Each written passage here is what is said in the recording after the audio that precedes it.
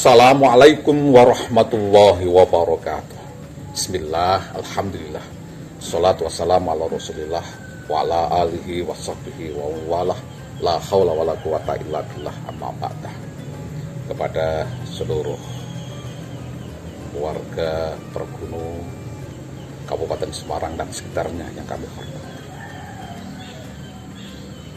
terlebih dahulu mari kita senantiasa panjatkan puji dan syukur kehadirat Allah Subhanahu wa Ta'ala yang telah melimpahkan nikmat, taufik dan hidayahnya kepada kita semua, sehingga pada kesempatan ini kita diberi kekuatan dan kemampuan untuk bisa melaksanakan ibadah puasa dan rangkaiannya pada tahun ini, yang mana mungkin teman-teman kita ada sebagian yang tidak bisa melakukan karena sakit, ada yang karena perjalanan jauh atau dengan udzur yang lain. Perkenankan kami menyampaikan kultum pada saat ini dengan tema puasa dan teori pendidikan. Kewajiban menjalankan puasa sebagaimana yang tertera dalam Al-Quran surat Al-Baqarah ayat 183 yang berbunyi Bismillahirrahmanirrahim. Ya ayyuhalladzina amanu kutiba alaikumusiyam kama kutiba alal ladzina min qablikum la'allakum tattaqun, yang artinya, hei orang-orang yang beriman, diwajibkan atas kalian semua berpuasa sebagaimana telah diwajibkan kepada orang-orang sebelum kalian, agar kalian semua bertakwa.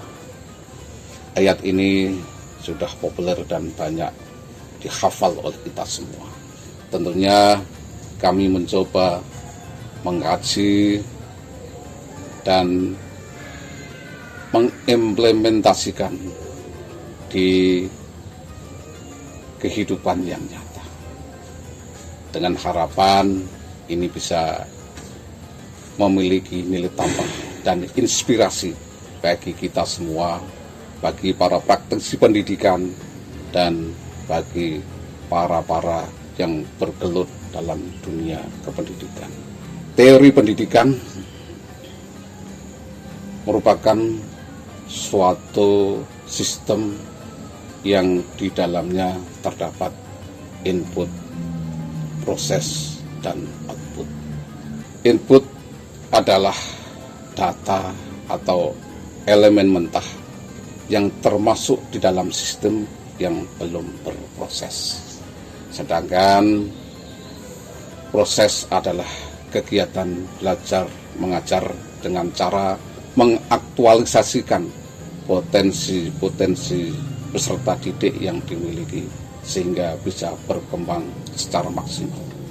Adapun output adalah hasil dari kegiatan pembelajaran. Dengan tidak bermaksud menafsirkan ayat suci Al-Quran, firman Allah yang suci dan penuh keagungan ini, kami mencoba memahami, melihat, mengelaborasi semangat belajar tanpa batas, no limit to student. Tentunya banyak kekurangan dan banyak kesalahan. Pada frase ya ayyuhalladzina amanu, hei orang-orang yang beriman, ini bisa kita kategorikan sebagai input dalam pendidikan adalah siswa dengan potensi yang dimilikinya, termasuk di dalamnya ada bakat, ada motivasi, ada kecerdasan, termasuk juga pembawaan yang ada sejak lahir, potensi kerohanian atau keilahian yang kadang orang-orang barat tidak mengakuinya. Imam Al-Ghazali dalam kitabnya Ihya Ulumuddin membagi tingkatan orang-orang yang berpuasa di bulan Ramadan itu menjadi 3, yaitu yang pertama puasanya orang biasa atau puasanya orang awam, saumul awam. Mereka hanya menahan lapar, dahaga, dan hal-hal yang membatalkan puasa secara syariah. Yang kedua, puasa khusus, yaumul khusus, yaitu mereka yang selain menahan dari hal-hal yang membatalkan puasa, mereka juga menahan pendengaran, penglihatan.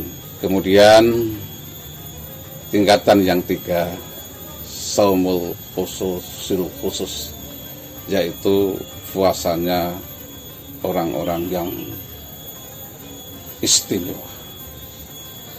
Mereka selain menahan dari berbagai hal yang termasuk dosa dan maksiat, mereka juga menahan hati dan pikiran. Hati mereka menjauhkan dari hal-hal yang membuat keraguan, termasuk Allah dan hari akhir. Dalam teori pendidikan, output itu termasuk hasil, termasuk tujuan dan produk dari hasil pembelajaran, dari hasil proses kegiatan pembelajaran. Dalam puasa, hasil yang diharapkanlah menjadi orang-orang yang takwa, menjadi orang-orang yang menjadi pilihan. Inna akramakum indallahi atqakum. Sebaik-baik dari kalian semua adalah orang-orang yang takwa. Dari keterangan di atas, coba kami simpulkan bahwa antara puasa dan teori pendidikan terdapat hubungan yang cukup signifikan. Kalau bisa kita narasikan, puasa itu adalah proses pendidikan yang maha dahsyat dari Allah Subhanahu wa Ta'ala untuk menghasilkan output orang yang hebat, yaitu insan yang bertakwa. Demikian paparan di atas yang telah kami sampaikan. Selanjutnya kami simpulkan bahwa puasa dan teori pendidikan terdapat hubungan yang cukup signifikan. Puasa adalah proses pendidikan yang maha hebat dari Zat yang Maha Kuasa untuk menghasilkan sesuatu yang hebat, yaitu insan yang bertakwa. Demikian yang saya sampaikan. Wallahul muwaffiq ila aqwamit thoriq. Assalamualaikum warahmatullahi wabarakatuh.